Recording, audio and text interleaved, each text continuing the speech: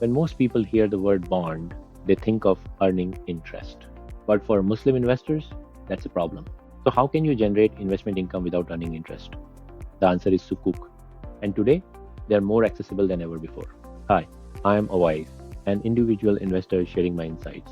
Sukuk are often called Islamic bonds, but they work differently from conventional bonds. Think of it like this. Imagine a company wants to raise money to build an airport. With a conventional bond, investors lend money and earn interest.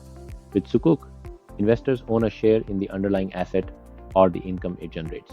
As the airport generates income, investors receive a share of that income instead of interest.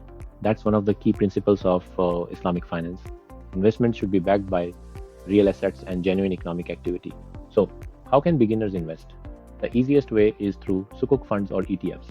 Instead of buying a single Sukuk, these funds invest in a diversified portfolio issued by different governments and companies. Many Sukuk funds currently offer yields of around 4.5 to 5%, although this varies depending on the fund and market conditions. Before investing, check that the fund is Sharia compliant and understand what it invests in.